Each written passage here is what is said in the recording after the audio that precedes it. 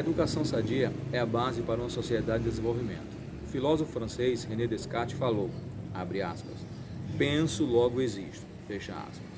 Pensar requer habilidades intelectuais, e essas habilidades podem ser cultivadas por meio de esforços.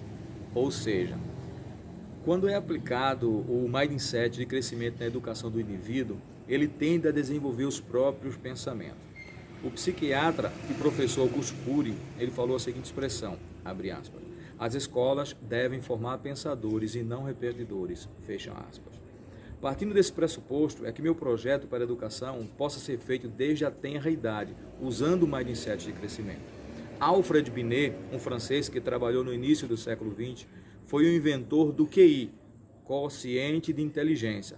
Ele concordava com o mindset de crescimento. Ele acreditava que a educação, junto com a prática, seriam capazes de produzir mudanças fundamentais na inteligência. Agora, eu convido você a assistir a entrevista com a professora Inoa. Eu estou aqui com a professora Inoa Cavalcante, onde vamos falar sobre educação e de que forma podemos contribuir para a educação de qualidade no Brasil. Em primeiro lugar, eu quero agradecer a sua participação nessa entrevista e dizer, seja bem-vindo. Então vamos lá, vamos à primeira pergunta. Queria que você contasse um pouco sobre a sua formação pedagógica. Então, meu nome é Inoa Cavalcante, eu leciono desde 2003.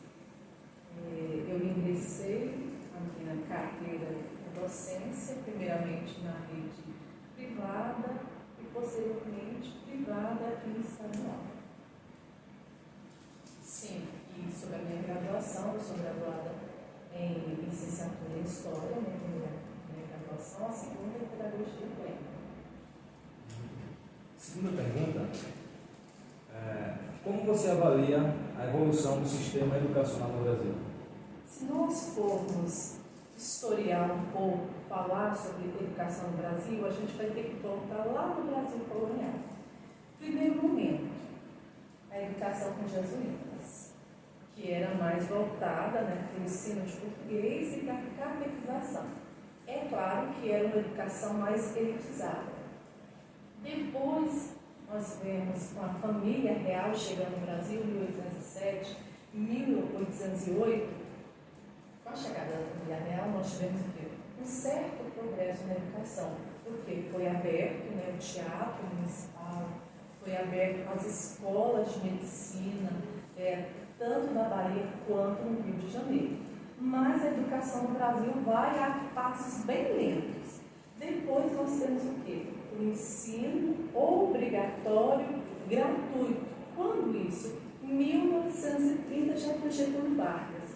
E antes disso, como que era a educação no Brasil? Era basicamente elitizada. Só a elite estudava. Isso, 1930. Educação básica, O famoso primário, que era do primeiro aninho até o quarto aninho.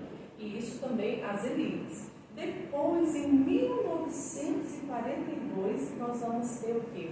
O ensino médio, que até então começou-se com o científico e clássico.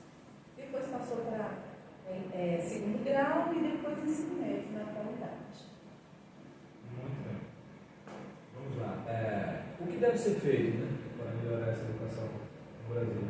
Para que haja uma melhoria na educação brasileira, o que eu vejo como professora, educadora, deveria haver mais incentivos, políticas públicas educacionais, para alavancar. Como eu disse há pouco, nós ainda estamos a passos vagarosos.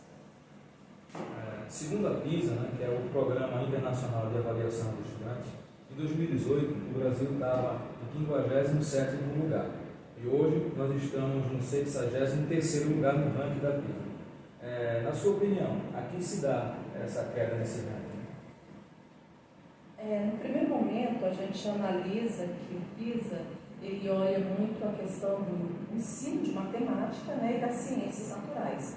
Hoje o Brasil, eu vou falar da minha experiência na rede estadual, foca-se muito matemática e língua portuguesa.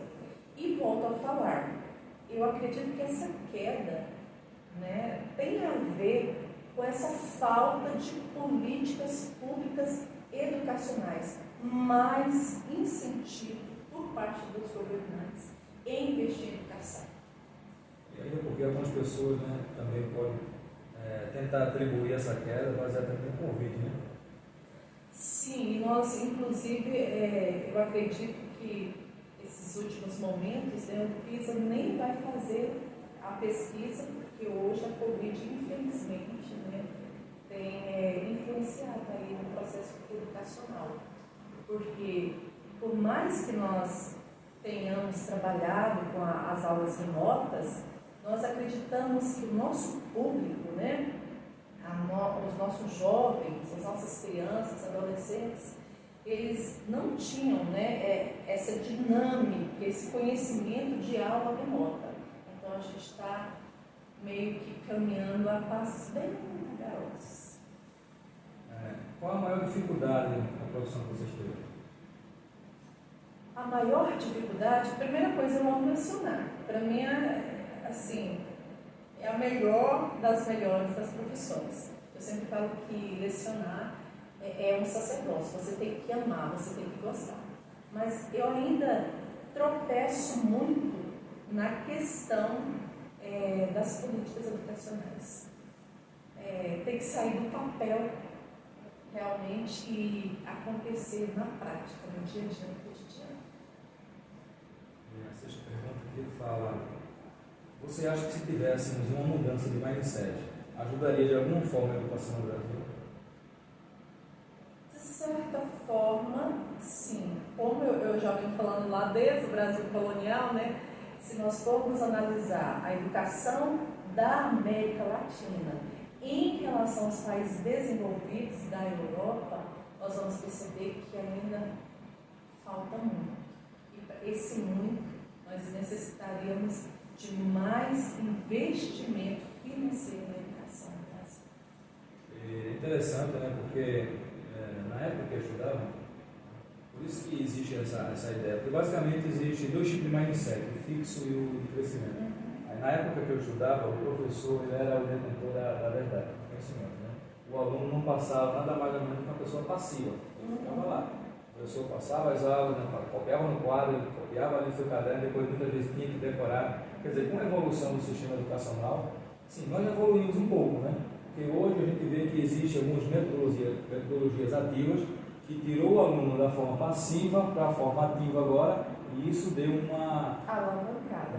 A partir de 1990, né, com o advento das novas tecnologias, as TICs na educação, aí a gente está vendo uma incrementação no processo educacional. A gente sempre fala que o aluno está deixando de ser passivo e passando a ser esse agente também consultor do conhecimento. Muito bem, pessoal. Essa foi a nossa entrevista com a professora Eloá Cavalcante. Mais uma vez, obrigado pela sua participação e pode ficar à vontade para as suas considerações finais. Eu que agradeço pela oportunidade e vamos que vamos. Muito obrigado e até a próxima. A ideia principal desse projeto é fazer palestras motivacionais difundindo o mindset de crescimento e seus objetivos. Por exemplo, quando você conhece qual tipo de mindset você consegue estabelecer um pensamento muito mais evolutivo. Por exemplo, existem dois tipos de mindset, o mindset fixo e o mindset de crescimento. O mindset fixo, ele atribui a inteligência a si próprio, ou seja, ele diz que as pessoas já nascem inteligentes. O mindset de crescimento não, ele sabe que a questão da inteligência é pelos esforços que a pessoa estabelece no decorrer da sua trajetória educacional. Porque se você pegar, por exemplo, René Descartes, abre aspas, ele diz a seguinte expressão: penso, logo existo. Então, a ideia do mindset de crescimento é formar pensadores e não repetidores. Então, fazer palestras motivacionais para jovens, né, adultos e gestores, professores, para ele ter uma ideia de que tipo de mindset é o seu aluno, que a partir daí ele consegue estabelecer um planejamento educacional para cada aluno baseado no seu mindset. Ele consegue tratar essa ideia, né, do mindset de cada um. Porque se for um mindset fixo, ele consegue tratar para que a pessoa possa ter um mindset de crescimento. Porque no final de contas, o que vai prevalecer é o seguinte, é a forma e o modelo educacional que vão fazer a diferença na vida de cada pessoa. Mindset de crescimento, a nova psicologia de sucesso.